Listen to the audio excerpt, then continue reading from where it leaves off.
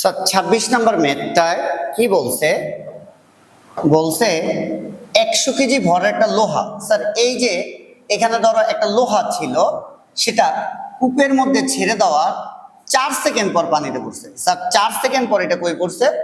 পানিতে পড়ছে। এরপর বলছে পানিতে পড়ার শব্দ এত সেকেন্ড পর, মানে শব্দটা এত সেকেন্ড পর কুয়ার উপরে শোনা গেল। যে শব্দ উপরে উঠছে, সময় লাগছে এত সেকেন্ড। গতে বলছে পড়ে যাওয়া লোহাটি কত গ্রাম পানি অপসারণ করে।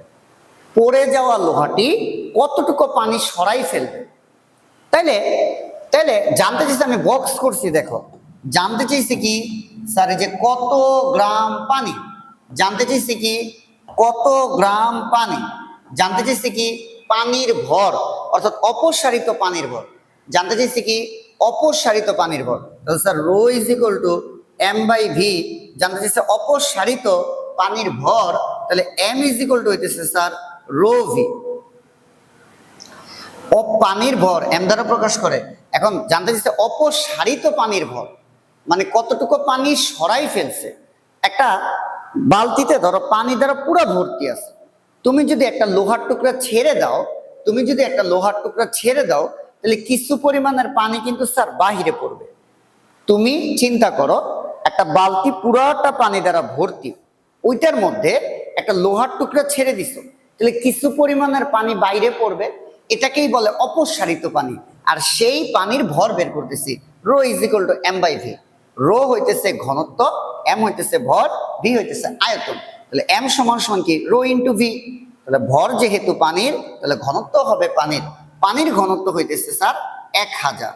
এখন এই যে আমার ভি, এটা স্যার আয়তন। কত, কোন আয়তন? অপসারিত পানির আয়তন। অর্থাৎ বালতি ভর্তি পানিতে লোহার টুকরা দেওয়ার পর যতটুকু পানি সরে গেছে, পড়ে গেছে, ওই পানির আয়তন বের করব। ওই পানির আয়তন বের করব। ওই পানির আয়তন বের করব লোহার আয়তনের সূত্র খাটায়া, আবারও rho is equal to M by V. এইবার আমি আয়তন বের করব ভি সমান সমান এম বাই রো।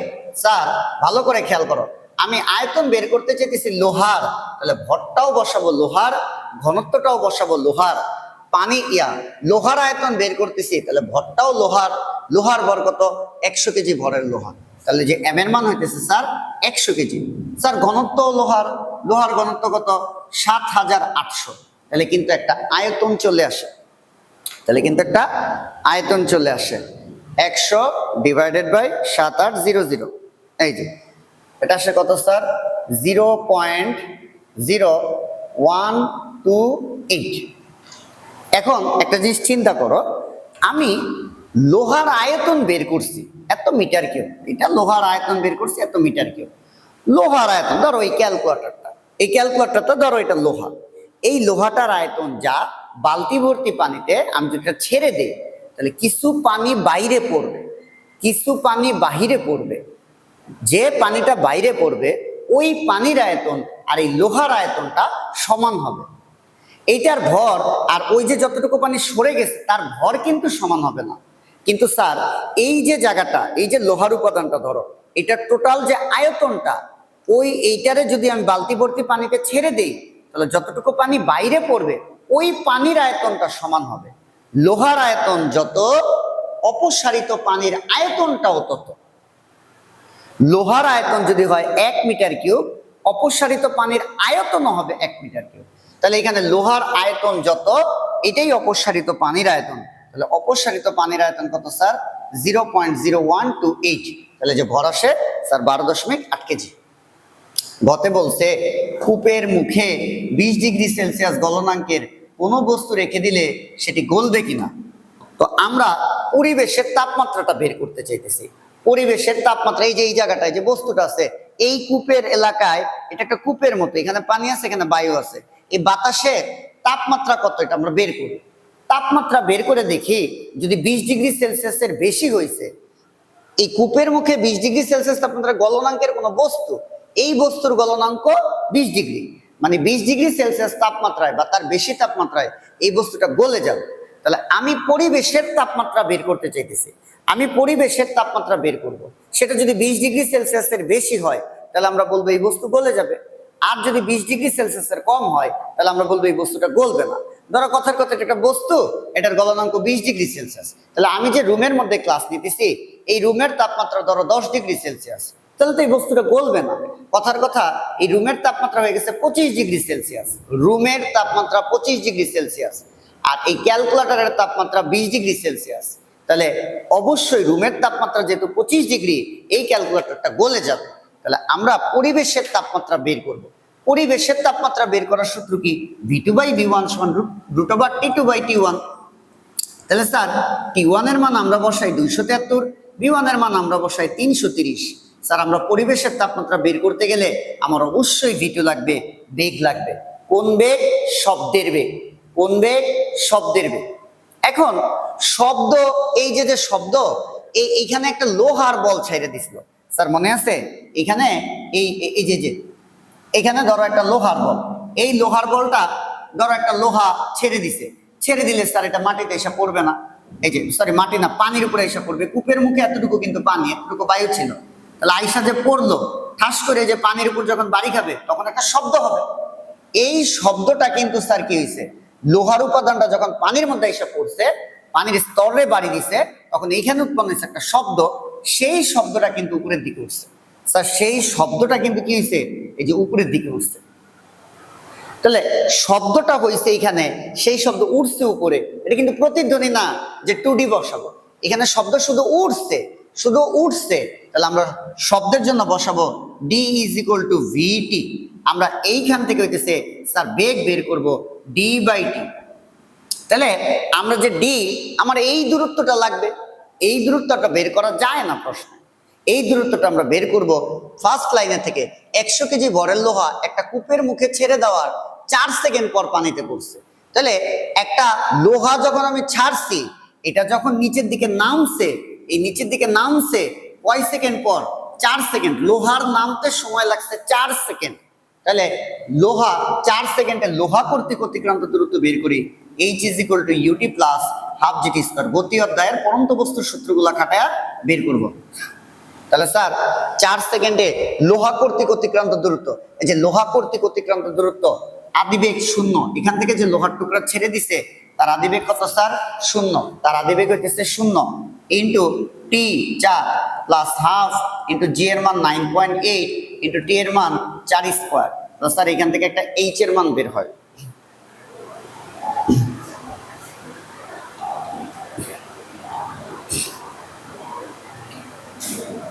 এটা আসে 78.4 মিটার। এটা আসে স্যার কত? 78.4 মিটার। এখন চারটা কথা বলবো স্যার। এখান থেকে পড়ছে একটা লোহার টুকরা, বাড়ি খাইয়া উৎপন্ন হয়েছে শব্দ। এই শব্দ এখানে থাকা একটা কানের মধ্যে এসে পৌঁছাইছে। তাহলে লোহা যতটুকু পথ নামছে, লোহায় পানিতে বাড়ি খাওয়ার আগে যতটুকু পথ নামছে, উৎপন্ন শব্দ কিন্তু সেম পথে উঠছে। লোহা যতটুকু পড়ছে, শব্দ কিন্তু ততটুকু পথ অতিক্রম করে আবার কানে আসছে। তাহলে দুইটা ক্ষেত্রে উচ্চতা কিন্তু সেম, দুইটা ক্ষেত্রে উচ্চতা কিন্তু সেম। এই যে আমরা শব্দের জন্য সূত্র বসাইলাম D = VT, শব্দটা উৎপন্ন হয়েছে এইখানে, আর এই শব্দটা এতটুকু পথ অতিক্রম করছে, এই যে এতটুকু পথ। তাহলে কতটুকু পথ অতিক্রম করছে? লোহা যতটুকু নামছে, শব্দ কিন্তু ততটুকু পথই উঠছে। লোহা যতটুকু নামছে, শব্দ ততটুকু পথই উঠছে। তাহলে 4 সেকেন্ডে লোহা অতিক্রম করছে এত দূরত্ব, উৎপন্ন শব্দটাও কিন্তু সেম পথ অতিক্রম করে কানে এসে পড়বে, পৌঁছবে। তাহলে স্যার এই যে 78.4 মিটারটা আমি এখানে বসাই দিলাম। কিন্তু লোহার পড়তে যে সময় লাগছে, শব্দের কি আসতে সেম সময় লাগবে? না, শব্দের বেগ বেশি, তাই সময় কম লাগবে। এখানে বলে দিছে দেখো, পানিতে পড়ার শব্দ 0.23 সেকেন্ড পর কূপের উপর থেকে শোনা গেল। তাহলে টি এর মান হইতেছে 0.23। তাহলে স্যার এখান থেকে একটা বেগ আসবে। তাহলে স্যার আশা করি এখান থেকে একটা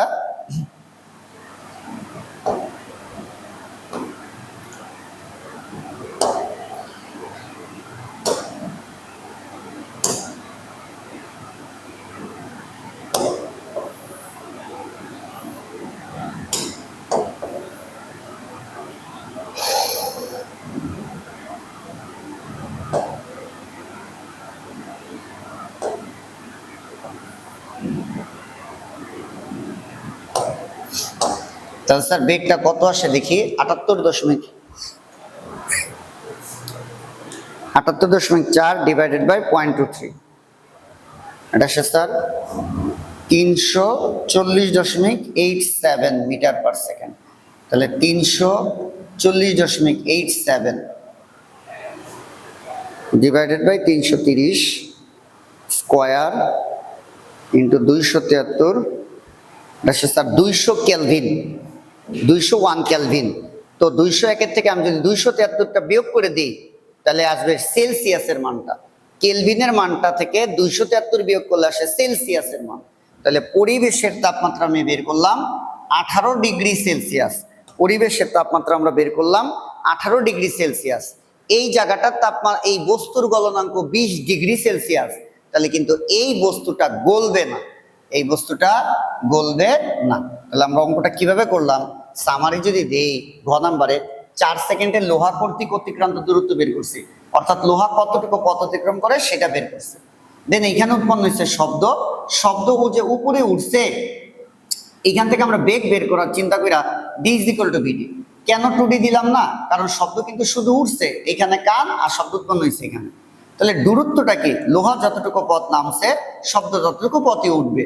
আর এই যে শব্দ উপরে উঠতে সময় লাগছে কত, এটা উদ্দীপকে বলে দিছিল, এখান থেকে আমরা বের করছি বেগ, আর এই সূত্রে সেই বেগের মান বসে আমরা বের করছি তাপমাত্রা। উৎপন্ন কেলভিনের তাপমাত্রা থেকে 273 বিয়োগ করে আমরা ডিগ্রি সেলসিয়াসের মানটা নিয়ে আসছি।